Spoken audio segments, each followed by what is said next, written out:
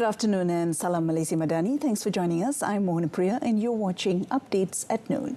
Entering the second round of the election campaign in the 6 states, Prime Minister Datuk Seri Anwar Ibrahim has advised all contesting parties, including the opposition, to campaign prudently and not insult the opponents. Datuk Seri Anwar, who is also Pakatan Harapan chairman, said they should use the election campaign as a platform to explain current issues to the people. Kita politik cakap tegas boleh, tetapi jangan maki hamun. So dengan ceramah, Anwar hianat, Anwar bodoh, jangan sombong sangat. Ya bagi kritik tak apa. Takkanlah saya buat semua betul. Boleh tegur, boleh bagi pandangan, tetapi janganlah hina. Kempenlah dengan baik. Tak payah maki, tak payah cerca. Kerana akhirnya kita tahu kawan juga, keluarga juga.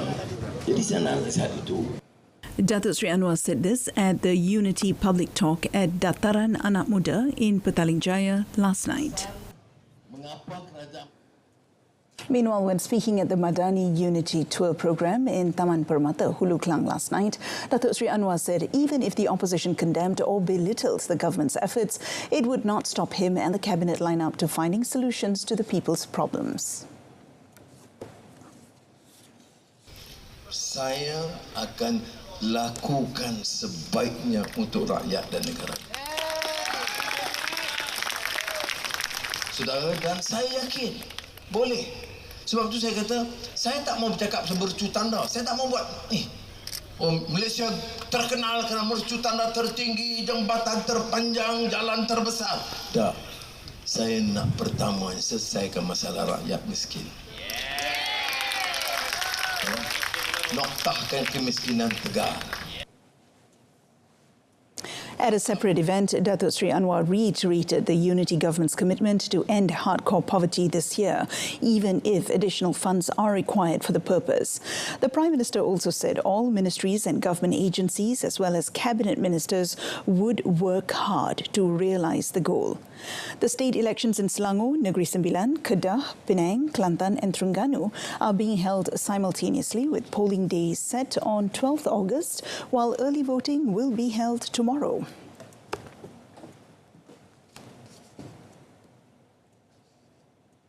Datuk Seri Anwar also revealed that semiconductor company Infineon Technologies AG has voiced concerns about the country's political instability when considering additional investments recently. The Prime Minister said that after being assured of the strength of the Unity government and that it would remain until the end of the term, the German company became confident of investing another 25 billion ringgit. Dia datang tanya saya, apakah kerajaan ini stabil? Saya kata yes. Kerajaan ini stabil dan insya-Allah will rule this country uninterrupted for 5 years. Kemudian dia tanya, ekonomi. Kita bagi dia Malaysia Madani dan ekonomi Madani. Dia puas hati. Kemudian dia tanya lagi, bagaimana ancaman kelompok ekstremis Islam dan pelampau kaum. Saya kata memang ada sedikit masalah, tapi percaya kita ada kekuatan dan kita akan tangani dengan baik. On Thursday, Infineon announced plans to upgrade its facility in Kulim, Kedah to build the largest 200mm silicon carbide power fabrication plant in the world, with an additional investment of 5 billion euros over the next 5 years. Over the past 5 decades, Infineon has made Malaysia an important hub for wafer fabrication in Kulim and carries out semiconductor chip packaging operations in Batu Berendam, Melaka. The Plantation and Commodities Ministry will consider including coconut as one of the national commodities under the ministry. Deputy Prime Minister Datuk Seri Fadilah Yusof, who is also Plantation and Commodities Minister, said this proposal by smallholders will be discussed at the higher levels. Dan ada juga cadangan tadi, khususnya daripada sebelah Sabak Benam dan Tanjung Karang. Mereka minta kalau dapat kelapa itu dimasukkan sebagai komoditi. Jadi lembaga koko akan menjaga koko dan juga kelapa. Ini pun kita akan bawa cadangan ke peringkat atasan untuk kita bincangkan sama ada boleh dipersetujui ataupun tidak dan bagaimana kita nak tangani perkara ini. The Deputy Premier said this after meeting cocoa plant entrepreneurs in Tanjung Sepat, Selangor, as part of the Central Peninsula Zone Commodity Track Programme 2023 organised by the Ministry. The dialogue session with farmers, entrepreneurs and the cocoa community from around Selangor was held to gather feedback and issues related to cocoa and to get suggestions and measures to improve cocoa bean production and farmers' income. The operation of specialist clinics and support services at the University Sultan Zainal Abidin Teaching Hospital, or HP UNISA, started on the 1st of August. This will indirectly help improve the quality of health services for the people of Terengganu. Higher Education Minister Datuk Sri Khalid Nordin said HP UNISA would also help reduce the overcrowding of outpatients at Hospital Sultanah Nur Zahirah in Kuala Terengganu. Dengan adanya hospital pengajar ni, dia boleh meningkatkan lagi sumbangannya kepada komuniti dan masyarakat. Dan memang ditekankan kepada setiap universiti iaitu untuk mereka bersedia pulang balik kepada masyarakat. Dan ini antara perkara-perkara yang boleh mereka lakukan. Mereka telah merancang dengan membuka pusat perkhidmatan pakar kepada penduduk setempat, dan mungkin akan ada banyak lagi program-program yang mereka akan buat. Datuk Sri Khalid said HP UNISA will be in full operation in the second quarter of next year after receiving all the necessary equipment. Regarding the teaching hospitals at University Malaysia Sabah and University Malaysia Sarawak, he said the construction of the two hospitals, which was delayed for 2 years, is expected to be completed next year.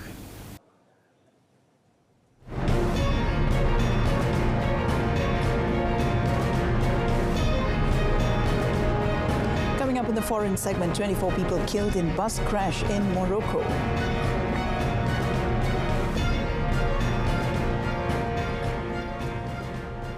But first, at least 30 people were killed and 100 injured when a train derailed in southern Pakistan. Police confirmed that several carriages of the Hazara Express overturned near the Sahara railway station in Nawab Shah, about 275 kilometers from the largest city, Karachi. Authorities said wounded passengers were moved to nearby hospitals. Rescue teams were seen trying to free people from the twisted wreckage. Accidents on Pakistan's antiquated railway system are not uncommon. Railway Minister Saad Rafiq said initial investigations showed the train was travelling at normal speed and they were trying to establish what led to the derailment.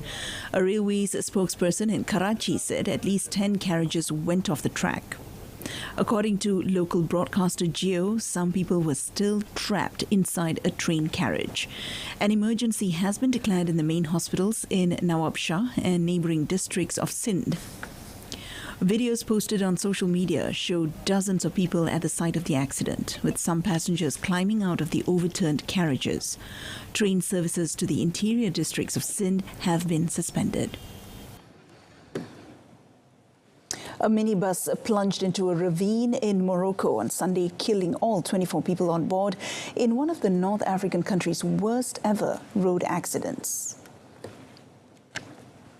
Local authorities said the passengers were travelling on a mountainous route to a weekly market in the town of Demnate in the central province of Azilal, where the minibus overturned on a bend. Images on public broadcaster 2M showed the vehicle crushed at the bottom of the ravine. Youssef Maloufi, director of the Demnate Hospital, reported that at least 2 women and a child were among the victims. Local authorities said an investigation has begun.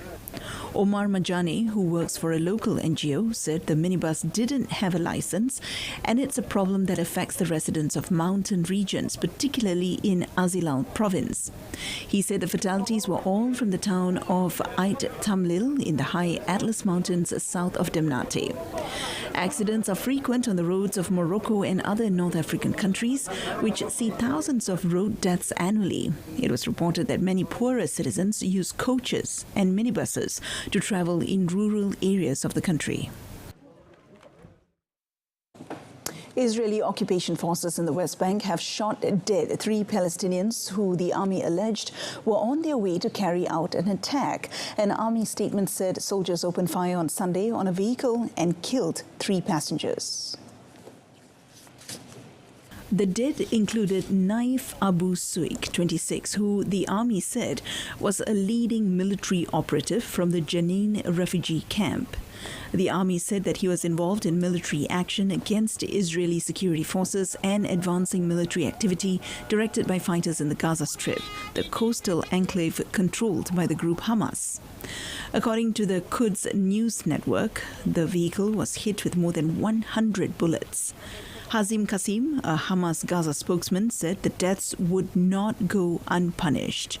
Mustafa Barghouti, head of the Palestinian National Initiative Party, also said that the killing of the 3 Palestinians amounts to an extrajudicial killing.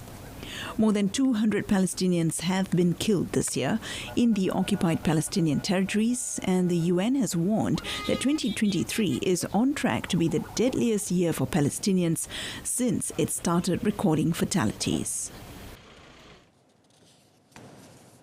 The son of famous Spanish actor Rodolfo Sancho has admitted to murdering and dismembering a Colombian cosmetic surgeon on Thailand's Koh Phangan before attempting to cover up the crime.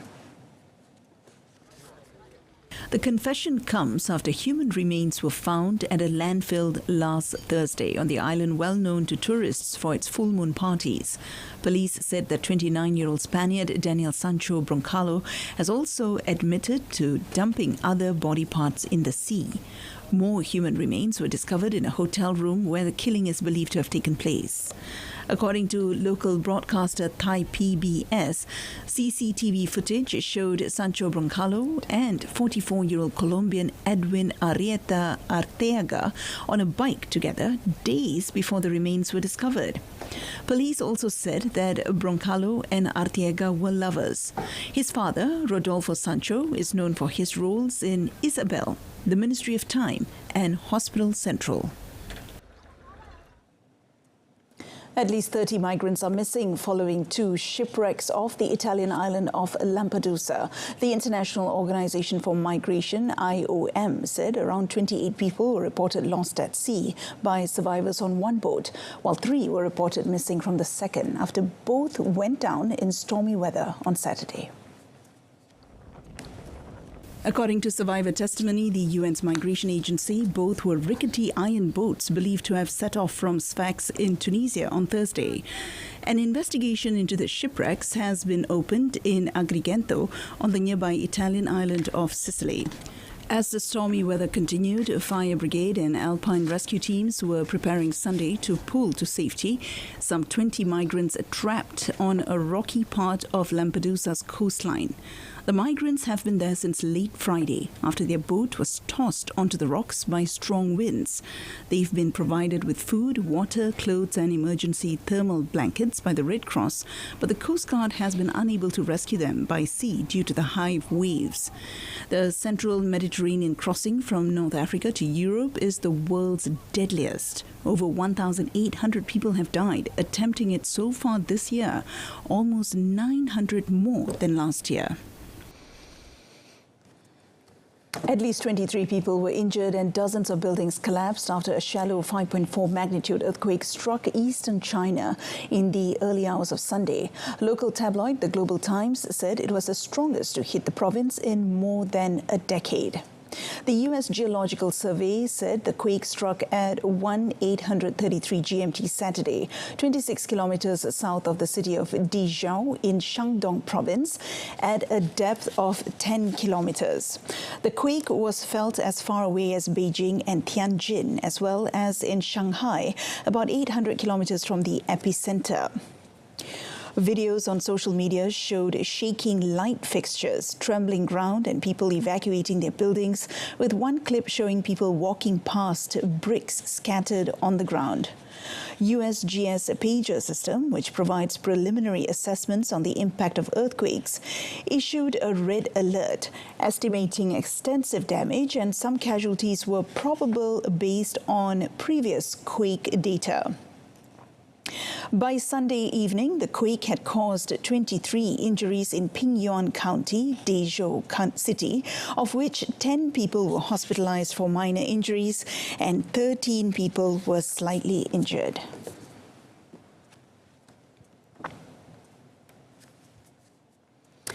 More than 1,000 firefighters were on Sunday battling a wildfire in central Portugal that has destroyed 7,000 hectares of land and slightly injured 11 people. Temperatures were above 40 degrees Celsius in some regions of Portugal, and authorities said wildfire risks would remain very high or at maximum level across the entire country over the coming days.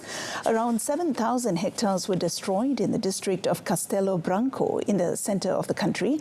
But the commander of the firefighting operation, Jose Guilherme, said the potential risk from the blaze could be as high as more than 20,000 hectares. He said the fire perimeter already extended 60 kilometers. Smoke and ash from the blaze, which started on Friday, had spread more than 130 kilometers east on Saturday to the town of Fatima, where Pope Francis was holding a service at a revered Catholic shrine with more than 200,000 pilgrims. A further 400 firefighters were deployed to battle a separate wildfire in Odemira near the southwest coast. Authorities also warned the risk of wildfires remained extremely high across the country.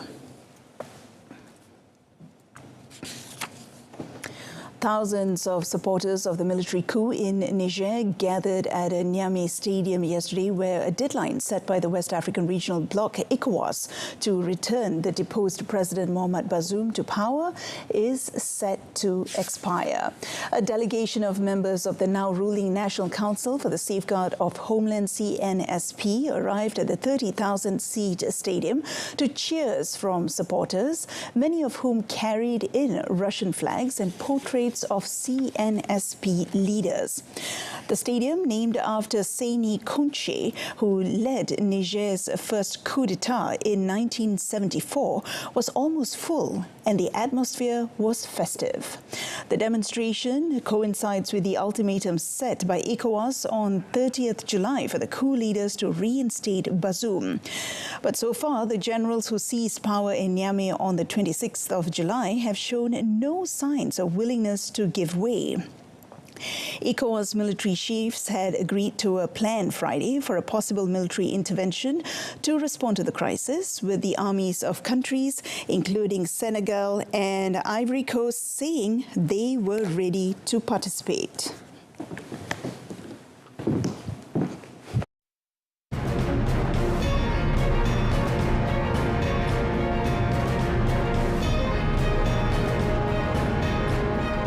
Coming up in sports, Espargaro swoops late on Banaya in British MotoGP.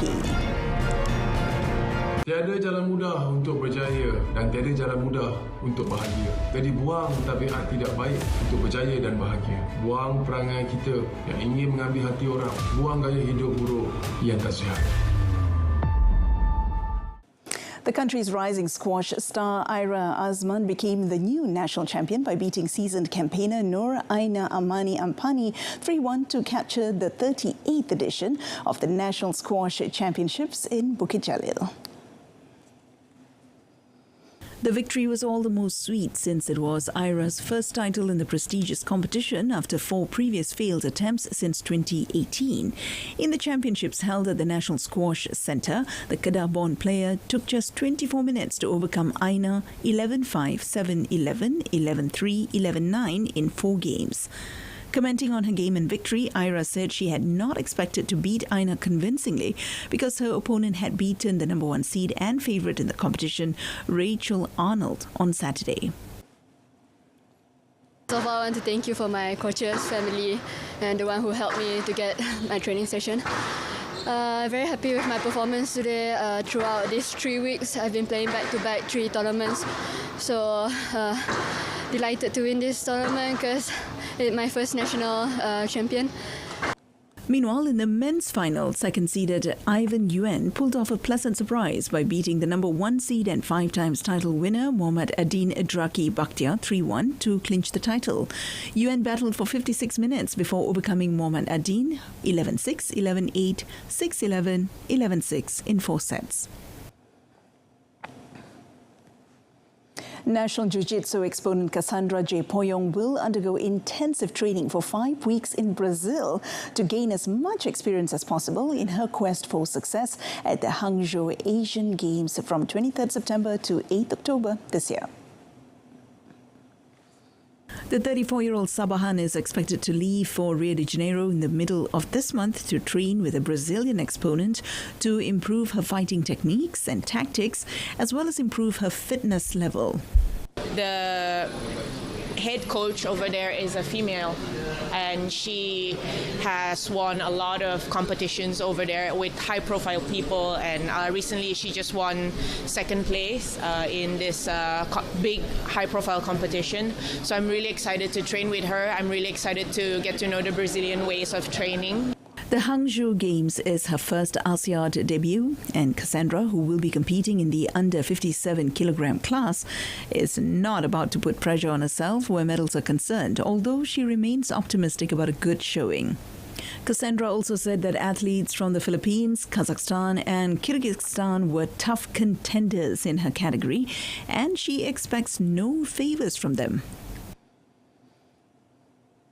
And on to soccer. Arsenal lifted the Community Shield to end Manchester City's silverware streak with a 4-1 penalty shootout victory after a 1-1 draw against the treble winners. Mikel Arteta's side forced the shootout thanks to Leandro Trossard's heavily deflected equaliser 11 minutes into stoppage time after Cole Palmer's superb curler put City ahead late in the second half at Wembley.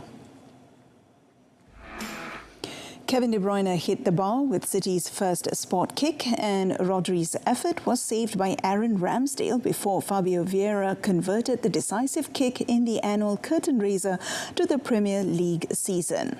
Arsenal's celebrations underlined the months of anguish endured since they blew a golden opportunity to win their first title since 2004.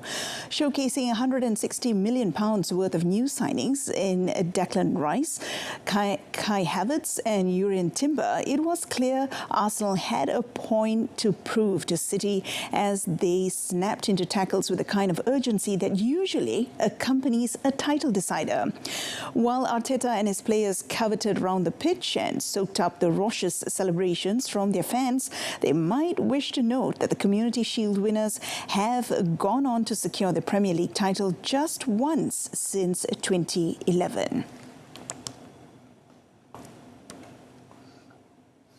Now, Sweden beat the United States 5-4 on penalties to condemn the defending champions to their earliest Women's World Cup exit on Sunday after the teams were locked at 0-0 at the end of extra time. Hurtig struck the winning spot kick at Melbourne Rectangular Stadium to cap a madcap shootout in the round of 16 clash, though US goalkeeper Alyssa Nair parried the ball on the line and the result needed to be confirmed by VAR. Sophia Smith had the chance to win the match over for the 4-time champion Americans, but blasted the ball over the bar. She was not the first player in her team to miss. The talismanic Megan Rapinoe, renowned for her peerless record in shootouts, thumped the US fourth kick over the bar after Sweden's Natalie Bjorn also fired high. Sweden goalkeeper Zakira Musovic emerged as the hero, having kept the Scandinavians in the match, making 11 saves before the shootout to deny the Americans. Sweden's Magda Eriksson said her team had shown heart, if not their best game, having been dominated for much of the match. It was the first exit before the semi-finals in the 9 World Cups for the 4-time champions, who had arrived at the tournament looking for an unprecedented 3rd consecutive title. Aprilia's Alex Espargaro surged past Ducati's Francesco Bagnaia on the last lap to win a thrilling British Grand Prix at Silverstone on Sunday and to take only his second victory in MotoGP. Reigning champion Bagnaia finished runner-up and stretched his overall lead to 41 points after a nail-biting four-way battle in tricky conditions, with South African Brad Binder third for KTM. Espargaro denied Bagnaia his fifth Grand Prix win of the season by 0.215 of a second, with top four separated by just 0.75 of a second. Marco Bezzecchi, Bagnaia's closest title rival before the race, crashed out at a stow while chasing his compatriot and slipped to third overall, with Pramac Ducati's Spaniard Jorge Martin moving up to second. The win was Espargaro's first since Argentina last year and came from 12th on the grid. Portugal's Miguel Oliveira was fourth for the RNF Aprilia team, with Maverick Vinales fifth and Martin sixth. And Toyota's Elfyn Evans won Rally Finland on Sunday to revive his World Championship hopes after teammate and overall leader Cal Robin-Perra failed to score. The Welshman, who won 7 of 8 stages on Saturday, romped to victory over Hyundai's Terry Neville by 39.1 seconds after also taking maximum bonus points from the final power stage. Robin-Perra, who rolled out his home event on Friday while leading, had his title lead slashed from 55 points to 25, with 4 rallies remaining as Evans notched his second victory on Finland's fast gravel roads and 7th win of his WRC career.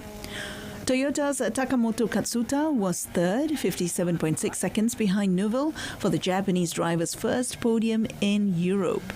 Toyota increased its lead over Hyundai in the manufacturer's standings to 67 points.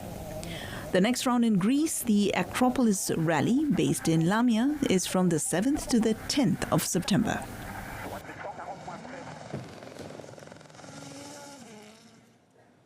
And that concludes today's edition of Updates at Noon. In our top story today, parties involved in state polls urged to campaign in respectful manner. We leave you with visuals from the annual water buffalo race in Thailand, where more than 60 buffaloes took part along a 200-meter dirt track situated in the Napa sub-district of Chonburi province.